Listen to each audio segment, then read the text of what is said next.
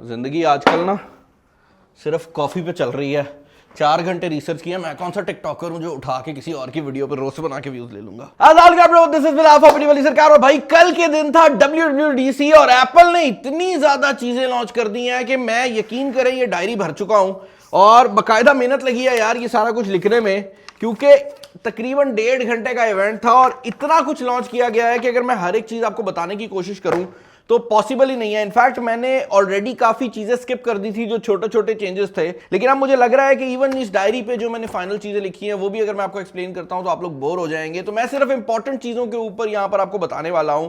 यहां पर iPad OS भी आया है, आपकी वॉच के लिए भी OS आया है, अगर आप आईफोन यूजर है उसका भी नया ऑपरेटिंग सिस्टम आया है, मैक यूजर्स के लिए भी ऑपरेटिंग सिस्टम आया है और विजन OS भी यहां पर लॉन्च किया गया है। तो हर एक चीज को डिस्कस करेंगे। पहले सबसे इंपॉर्टेंट चीज को डिस्कस कर लेते हैं, यानी कि iOS, क्योंकि भाई कुछ हो या ना हो पाकिस्तानियों के पास आईफोन होना जरूरी है। और अगर आपके पास आईफोन है और आईफोन 10s या उससे अगला कोई भी मॉडल है तो आपको मिलेगी आईफोन के ऊपर iOS 18 की अपडेट। ये एक बहुत बड़ी बात है क्योंकि एक्सपेक्ट किया जा रहा था कि iOS 18 की जो अपडेट है वो आईफोन 11 से शुरू होगी, लेकिन एप्पल ने भाई आईफोन 10s पे भी ये अपडेट दे दी है। और ये इसलिए भी बड़ी बात है कि अब जो 10s या उससे आगे वाले मॉडल्स हैं उन सबका जो रेट है वो ज्यादा कम नहीं होगा। यही वजह है कि आईफोन बाद में भी महंगे बिकते रहते हैं कि एप्पल उसको सॉफ्टवेयर वाली साइड से नए नए फीचर देता रहता है और वो फोन पुराना ही नहीं होता। Same is the case with other accessories जो एप्पल बनाता है। अच्छा, iOS 18 के अंदर काफी नए फीचर्स आए हैं और ये फीचर्स 2 हिस्सों में डिवाइडेड हैं। एक वो फीचर्स हैं जो कि iOS 18 के फीचर्स हैं और दूसरे वो फीचर्स हैं जो कि एप्पल ने AI को इंट्रोड्यूस किया है उसके फीचर्स हैं। तो हम जो AI वाले फीचर्स हैं वो एंड पे डिस्कस करेंगे। उसकी वजह ये है कि वो फीचर्स सिर्फ iOS पे नहीं बल्कि जितने भी ऑपरेटिंग सिस्टम है, वो बेशक मैक का हो, आपकी वॉच का हो, सब पे आ गए हैं। तो उनको हम एंड पे डिस्कस करेंगे। iOS के फीचर डिस्कस कर लेते हैं।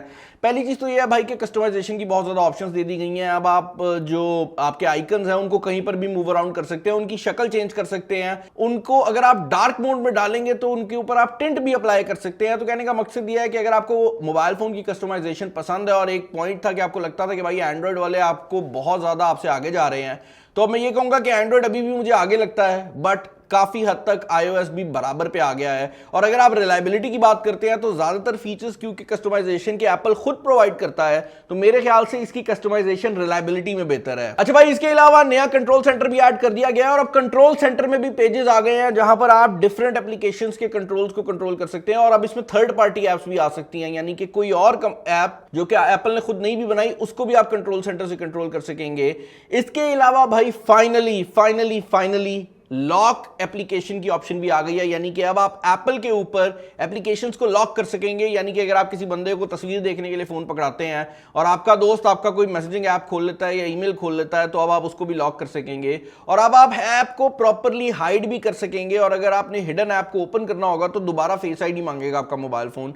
प्राइवेसी के लिए बहुत अच्छा है और वो लोग जो कि हिडन ऐप्स रखना चाहते हैं, मैं पूछ नहीं रहा कि क्या रखा हुआ आपने, आप लोगों के लिए भी काफी ज्यादा अच्छी चीज है। एक और चीज जो कि बड़ी इंटरेस्टिंग लगी है मुझे, थोड़ी कॉम्प्लिकेटेड है, वो ये है कि भाई कभी भी आपने कोई सिक्योरिटी कैमरा अपने मोबाइल फोन पे इंस्टॉल किया हो या फिर मतलब उसकी जो एप्लीकेशन इंस्टॉल की हो या कभी घड़ी इंस्टॉल की हो तो एक परमिशन मांगता है कि find devices on local network. Basically होता यह है कि अगर आप इसको यस करते हैं तो जो भी डिवाइस आप अपने मोबाइल फोन से पेयर कर रहे होते हैं उसके पास आपके नेटवर्क की सारी डिवाइसेस की इंफॉर्मेशन चली जाती है।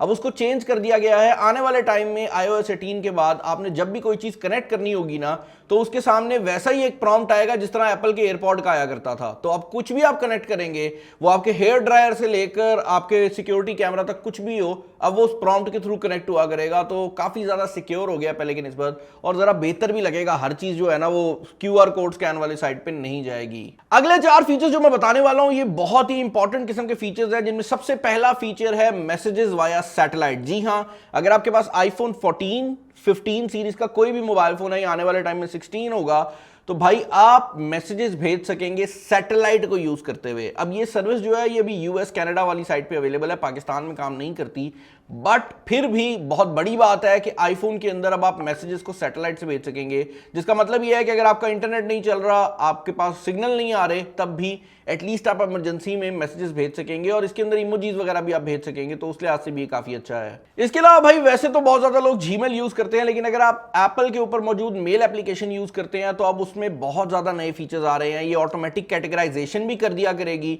और इसके अलावा भी बहुत ज्यादा नई चीजें हैं जो कि ईमेल की एप्लीकेशन के अंदर आ रही हैं। जिनमें एक मेन फीचर नए डाइजेस्ट का है, जिसका मतलब ये होगा कि अगर आपको एक ही बंदे से मल्टीपल मैसेजेस आ रहे हैं या एक ही कंपनी से मल्टीपल ईमेल्स आ रही हैं, तो उनको ऑटोमेटिकली वो एक ही थ्रेड के अंदर सीधा कर देगा और जितनी भी इंफॉर्मेशन होगी वो आपको एक ही जगह पे मिल जाएगी। आपको हर एक ईमेल को सेपरेट खोल के देखने की जरूरत नहीं है। इसके अलावा भाई आप लोग अक्सर कभी गाड़ी पार्किंग के लिए देते हैं या किसी भी बंदे को टिप करते हैं, तो एक बहुत बड़ी चीज होती है कि आप जेब से कोई भी 100 रुपए का नोट निकालते हैं और आप अगले बंदे को दे देते हैं। वेल, ये जो चीज है ये एप्पल पे के अंदर भी आ रही है, जहां पर अब आप किसी भी बंदे को डायरेक्ट कैश ट्रांसफर कर सकेंगे, जिसका मतलब ये है कि आपको उसका नंबर ऐड करने की जरूरत नहीं है। आप लिखेंगे कि भाई $20 और अगला बंदा अपना मोबाइल फोन आगे करेगा, उसके अकाउंट में ट्रांसफर हो जाएगा। ना तो उसको आपकी डिटेल्स पता लगेंगी, ना ही आपकी डिटेल्स उसको पता लगेंगी। ये ऐसे ही है कि आपने $20 का नोट निकाला और अगले बंदे को दे दिया। पाकिस्तान में एप्पल पे काम प्रॉपर्ली नहीं करता, लेकिन अगर आपके पास कोई बाहर का बैंक अकाउंट है, जैसे मेरे इस मोबाइल फोन में मेरा एप्पल पे इंस्टॉल्ड है, तो मैं यहां पर यूज जरूर कर सकता हूं, लेकिन मैं यहां के बैंक अकाउंट वाला कार्ड एप्पल पे में अभी नहीं डाल सकता। और ये रिस्ट्रिक्शन हमारे बैंक्स की तरफ से है, ना कि एप्पल की तरफ से। इसके अलावा भाई एप्पल ने फाइनली सेंड मैसेजेस लेटर का फीचर भी दे दिया है, जिसका मतलब यह है कि अगर आपको अपने दोस्त की बर्थडे भूल जाती है तो अब आप ये कर सकते हैं कि भाई 12 बजे उसको ऑटोमेटिकली मैसेज चला जाए, आपको टेंशन लेने की जरूरत नहीं है। आप मैसेज लिखेंगे, सेंड लेटर पे क्लिक करेंगे, वो 12 बजे खुद ही मैसेज कर देगा। ये बर्थडेज के अलावा वैसे भी काम में बहुत ज्यादा हेल्पफुल हो सकता है। फॉर एग्जांपल चिश्ती हमेशा लेट होता है, तो उसको अगर 11 बजे मेरी तरफ से मैसेज आ जाए कि भाई तू ऑफिस पहुंच गया या नहीं पहुंचा, तो उसको ऑटोमेटिकली पता लगेगा बॉस नजर रख के बैठे हैं, लेकिन मैं तो सो रहा हूँ उस टाइम पे।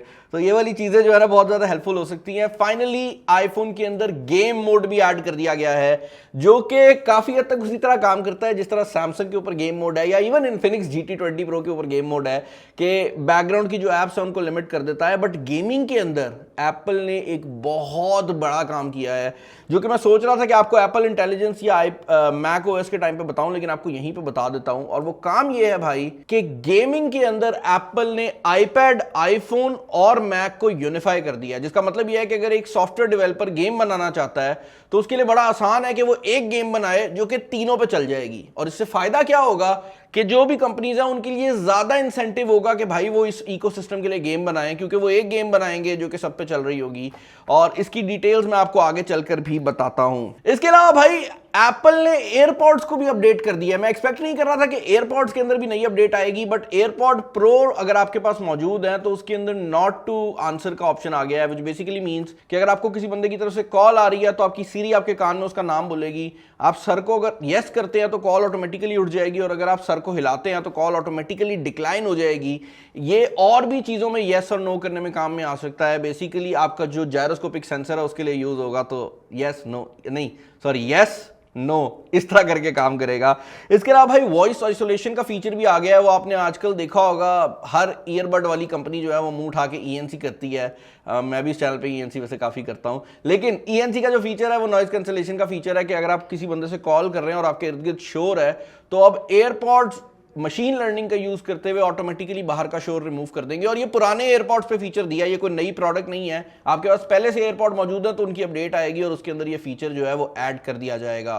एक बहुत ही मजेदार किस्म का फीचर जो कि एयरपॉड्स के ऊपर आया है वो ये है कि आपको पता है ना वो स्पेशल ऑडियो है, जहां पर आप अगर गाना सुन रहे होते हैं, पीछे देखते हैं तो आपको लगता है ड्रम यहां बज रहा है और वायलिन कोई वहां पे बजा रहा है। भाई वही फीचर गेम में डाल दिया एप्पल ने। तो अब एप्स जो हैं या जो गेम्स हैं वो इस चीज को यूज कर सकेंगी। और लेट्स से आप कोई गेम खेल रहे हैं जिसमें फायरिंग हो रही है, तो आपको फील होगा कि भाई फायर अगर पीछे से हुआ है ना तो उसकी आवाज भी पीछे से आएगी, और आप जब सर हिलाएंगे तो आपको ऐसे भी लगेगा कि वो आपके कान के करीब हो गया है। तो जो गेमें इसके हिसाब से बनेंगी उसमें ये फीचर आएगा। नीड फॉर स्पीड का अगला वर्जन जो है अपेरेंटली उसके अंदर वो पहली गेम होगी जिसके अंदर ये फीचर ऐड किया जाएगा। भाई that is it for the features of iOS 18। iPad OS 18 जो है उसके अंदर भी वो जो सारे फीचर्स मैंने पहले डिस्कस किए हैं वो भी सब आ जाएंगे, यानी कि कंट्रोल सेंटर से लेकर होम स्क्रीन। एक फीचर जो कि मैं पीछे डिस्कस करना भूल गया था वो फोटोज ऐप है, वो दोनों में आ रहा है, तो यहां पर डिस्कस कर लेता हूं। एक फीचर जो कि मैं डिस्कस करना भूल गया था वो फोटोज ऐप है, वो दोनों पे आ रहा है, iPad पे भी आ रहा है, आईफोन पे भी आ रहा है, तो यहां पर डिस्कस कर लेते हैं। और अब होगा ये कि आप अब स्क्रीनशॉट फिल्टर कर सकते हैं, यानी कि आपके मोबाइल फोन में अक्सर गैलरी में स्क्रीनशॉट भी पड़े होते हैं और आपकी नॉर्मल तस्वीरें भी होती हैं, तो आप फिल्टर लगा सकते हैं कि स्क्रीनशॉट शो ना हो, ताकि आपके लिए चीजें ढूंढना आसान हो। और उसके अलावा अब आपका मोबाइल फोन ऑटोमेटिकली डिफरेंट चीजों को खुद ही कैटेगराइज कर देगा। तो अगर आप कहीं ट्रिप पे जाते हैं वो देखेगा कि आपके मोबाइल फोन की लोकेशन चेंज हुई है, और जब आप तस्वीरें खींचेंगे तो वो उस ट्रिप की तस्वीरें सेपरेट कर देगा, तो आपके लिए सर्च करना जरा आसान हो जाएगा। इसके अलावा iPad के ऊपर टैब बार आ गया है, ऊपर वाली साइड पर अब सारी जो डिटेल्स हैं वो आ रही होंगी। होंगी, मेन्यू आ रहा होगा जिसके थ्रू आप कंट्रोल कर सकते हैं। बेसिकली आईपैड को वो अब ज़्यादा यूजेबल बना रहे हैं, क्योंकि अभी तक आईपैड ऐसे ही था कि एक आईफोन है जिसकी स्क्रीन बड़ी की हुई है, वो चीज़ ख़त्म कर दी गई है। इसके अलावा भाई ये एक बहुत बड़ा फीचर है, it is called share play का फीचर है, ये रिमोट कंट्रोल वाला। इसके अंदर होगा ये कि अब आप आईपैड आईफोन्स को शेयर प्ले यानी कि कॉलिंग के दौरान कंट्रोल कर सकते हैं। तो आपके दोस्त के पास अगर एक आईपैड है, वो आपको कॉल करता है और आपको समझ नहीं आ रही भाई कि क्या करना है, तो वो आपके मोबाइल फोन को दूर बैठा भी पूरा कंट्रोल कर सकेगा अगर आप उसको इजाजत देंगे। इससे होगा ये कि अगर आपके दोस्त को कोई काम करना नहीं आ रहा या आप किसी को कंट्रोल देना चाहते हैं तो आप बड़े आराम से दे सकेंगे। ऑफिस एनवायरनमेंट में भी बहुत ज्यादा हेल्पफुल होगा अगर आप किसी को अपने मोबाइल फोन का या आईपैड का कंट्रोल देना चाहते हैं। आईपैड ओएस के दो फीचर्स ऐसे हैं जिनने मेरा दिमाग खराब किया है, और ये दो फीचर्स नहीं है, इसके बाद मैं आईपैड ओएस को डिस्कस नहीं करूंगा, मैंने और लिखे हुए हैं। लेकिन सबसे बड़ा फीचर है भाई कैलकुलेटर का। जो लोग पुराने एप्पल यूजर हैं उनको ये बात पता होगी कि आईपैड पे एप्पल की कैलकुलेटर की सॉफ्टवेयर आती ही नहीं है। यानी कि अगर आपने आईपैड पे कैलकुलेटर यूज करना है तो आप ऐप स्टोर से कोई दूसरा कैलकुलेटर डाउनलोड करते हैं, बट एप्पल ने फाइनली कैलकुलेटर इंट्रोड्यूस किया है। और कैलकुलेटर क्या बला चीज इंट्रोड्यूस किया है भाई, देखने में तो नॉर्मल कैलकुलेटर है, बट उसके अंदर एक ऑप्शन दे दिया है मैथ नोट्स की। अब इसमें होगा ये कि आप अपनी जिस तरह डायरी पे कोई भी चीज लिखते हैं ना कि 5 × 4, आप जैसे ही इक्वल का साइन डालेंगे अपनी नॉर्मल राइटिंग के अंदर, आपका आईपैड डिटेक्ट करेगा और इक्वल के साइन के आगे आप ही की राइटिंग के अंदर वहां पर उसका रिजल्ट लिख देगा। यही नहीं भाई, अगर आप इसको आगे लेके जाना चाहते हैं तो आप पीछे जो आपने पूरा सम लिखा था इसको ब्रैकेट लगा के लॉग लिखेंगे तो वो उसका लॉग भी निकाल के दे देगा। यही नहीं भाई, मैथ में अक्सर होता है ना कि आपके वेरिएबल्स आ जाते हैं कि a = ये, b = ये, और नीचे कोई फॉर्मूला आ जाता है, जिस तरह हम बचपन में फिजिक्स की प्रॉब्लम सॉल्व किया करते थे। अगर आप वो भी पेंसिल से टाइप करेंगे ना तो ना सिर्फ वो आंसर दे देगा, बल्कि अगर आप वो ए की वैल्यू ऊपर जाके चेंज करेंगे तो आंसर चेंज भी कर देगा। आप अगर चाहेंगे तो इस चीज का वो आपको ग्राफ भी बना के दिखा देगा, और जब आप ऊपर वैल्यू चेंज करेंगे तो ग्राफ की वैल्यू को चेंज भी कर देगा। यही नहीं भाई, एक और चीज एप्पल ने इंट्रोड्यूस किया जिसका नाम है स्मार्ट स्क्रिप्ट, और ये भी इसी टाइप का ही फीचर है, जहां पर आपका आईपैड आपकी जो पेंसिल की राइटिंग है उसको देखेगा,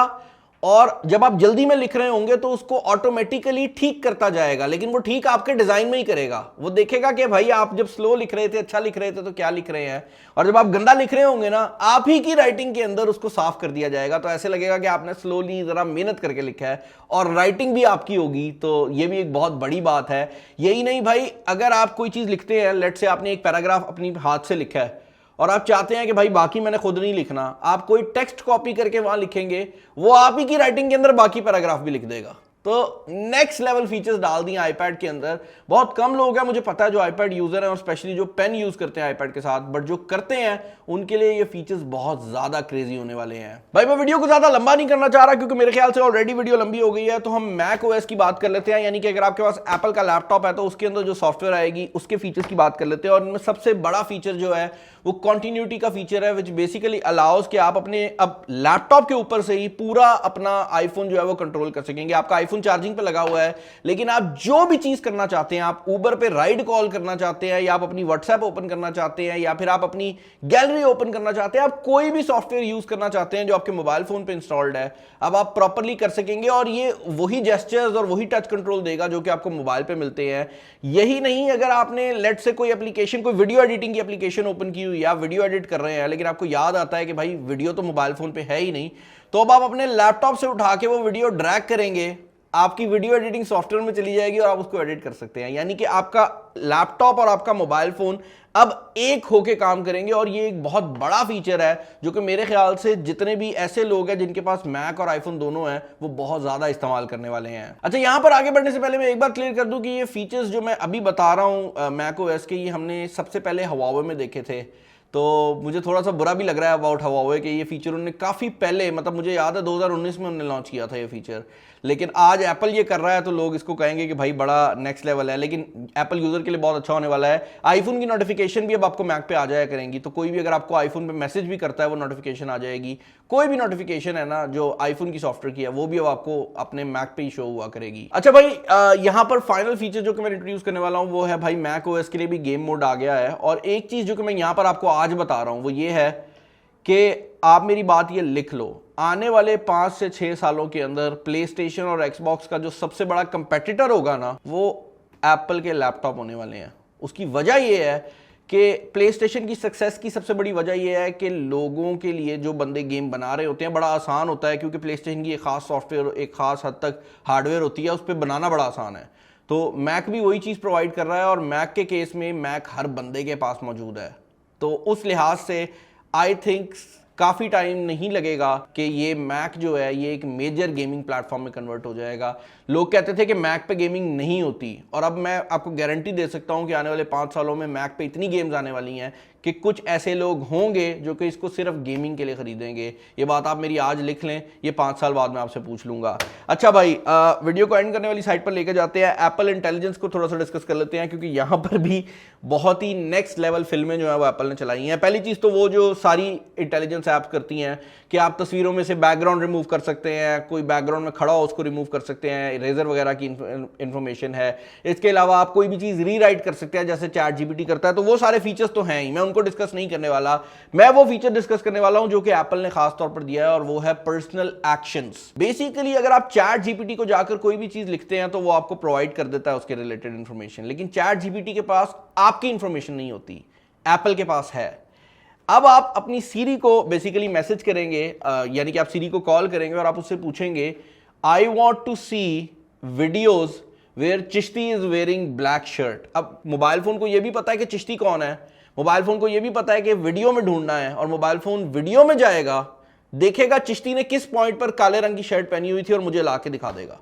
यानी कि अब आपको हर एक वीडियो को ओपन करके देखने की जरूरत नहीं है। या फिर अगर आपकी मीटिंग है, आप मीटिंग के लिए उसे कहेंगे कि भाई मेरी मीटिंग अगर 6 बजे है गुलबर्ग में, और मेरी अगली मीटिंग जो है वो इस लोकेशन पे है, तो मुझे बताओ कि मैं पहुंच सकता हूं या नहीं पहुंच सकता। वो आपको इसके ऊपर भी डिटेल दे देगा। यही नहीं भाई, अगर आपने किसी बंदे से मैसेज कर रहे हैं और आपने उसे कह दिया भाई कि हम डिनर करते हैं रात 9 बजे ना, और आप इसको कैलेंडर में डालना भूल गए, तो अब जब आप उससे पूछेंगे ना कि मैं कुछ भूल तो नहीं रहा, तो वो जाएगा आपके मैसेजेस को सर्च करेगा, मैसेजेस के अंदर वो जो डिनर की आपने बात की थी उसको सर्च करेगा, और आपको ला के दिखा देगा कि भाई इस बंदे से तूने डिनर की बात की थी, तू क्या कर रहा है।